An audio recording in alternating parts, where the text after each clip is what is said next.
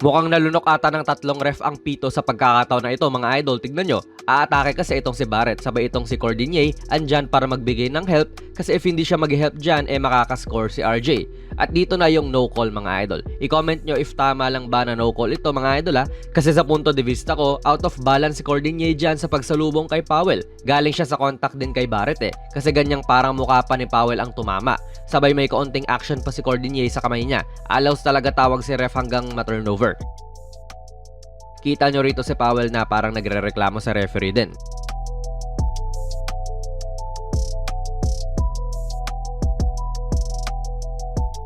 Dito medyo nagpabayaran kasi si Brooks, papasa na nga lang hindi pa maayos. At kita nyo yung kamay niya talagang nakadikit din dito kay Wemby. Si Shaden kita nyo mga idol na parang nakasabit din. Pero kung ikukumpara mo doon sa nauna, sobrang daming contact, walang tawag. Ito may contact pa rin naman pero tinawagan ng tama.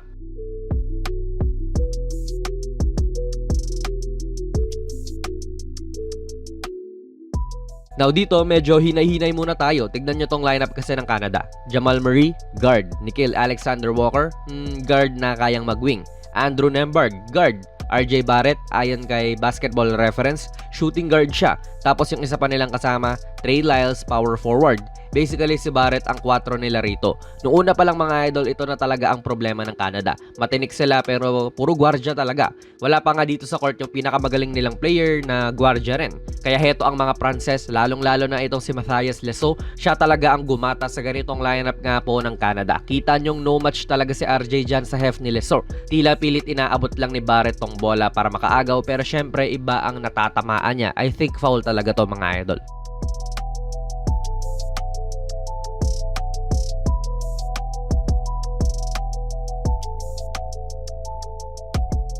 Nga pala mga idol, ang video na ito ay sponsored ng 1xBet, ang isa sa mga trusted betting sites dito sa Pinas at sa ibang bansa. Kung gusto nyo mag-register, i-click nyo lang po ang link sa ating pinned comment sa baba at ganoon din sa ating description box. I-type nyo na rin ang ating promo code na JonasPB at maaari kang makakuha ng up to 12,000 pesos na bonus points sa inyong unang deposit. Maaari kang mag-bet sa mga sporting events like NBA, UFC, Wimbledon at marami pa pong ibang sports. Siguraduhin lang syempre na maging responsable sa inyong pag-bet. City of Love talaga itong Paris. Ayan, nag-holding hands yung magkalaban. Papabor tong tawag sa France and sa tingin ko naman tama lang din kasi nga hinahawakan ni Nembhard tong kamay ni Lesor pero hindi siya makaagaw. Kita nyo nga sa slow-mo yung pagkakatanggal niya ng grip.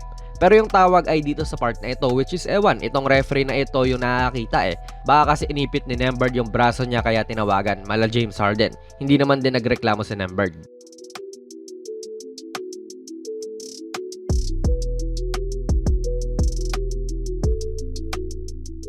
Again, ito, no question naman. Like we said, itong si Lesor talaga ang gumatas niyang lineup ng Canada. Mismatch na naman kasi kung kanina hindi nakasabay si Barrett, anong gagawin ni Murray dyan? Kaya nung lumalim lang ng lumalim, ayan nag-help pa si Olynyk pero sumakay naman siya. Di foul din talaga yun. Dito sa replay kita nyong nakaakbay pa nga si Jamal kahit wala pa ang contact ni Kelly. Ayan si Kelly sumakay din talaga.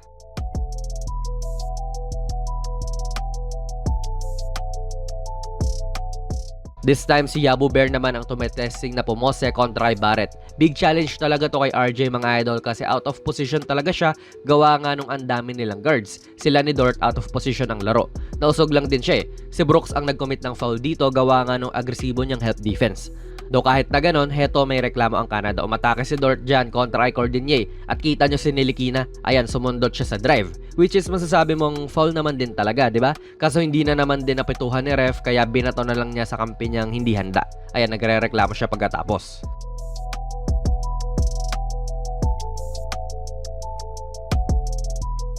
Hirap din kung ikaw ang Canada na yung ganitong sundot din na may contact pag kayo naman ang depensa natatawagan.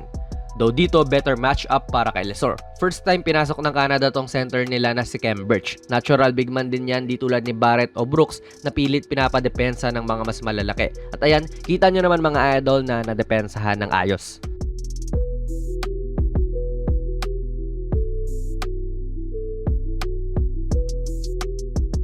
Sa Canada naman din dahil nga ang liliit nila risky mag-double. Although medyo epektibo, kita nyo si Murray nga yung pangalawang tao dyan kaya ginive up to ni Lesor. Now, tignan nyo tong bench ng France. Hindi kasi natin kita yung angle na ito. Ang kita lang natin, may inadvertent na siko si Lesor sa ulo ni Brooks.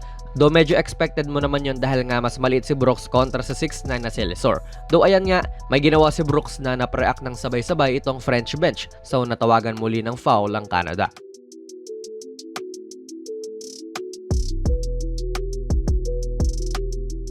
Medyo babalansahin mo rin mga idol no? Sa isang banda kaya rin foul ng foul ang Canada kasi ang liliit nila.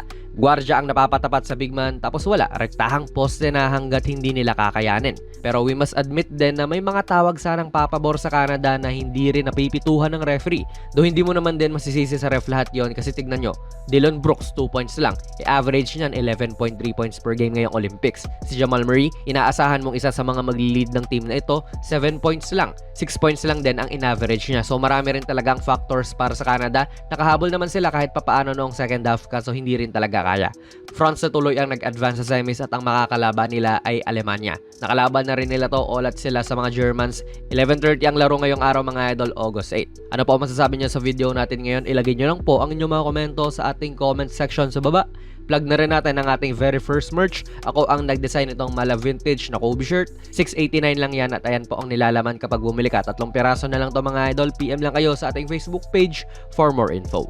Kung nagustuhan nyo po ang ating video ay pipindot na lang idol ng like button. Mag-subscribe ka na rin sa ating channel. At ako nga pala si Jonas PB and as always, hanggang sa muli.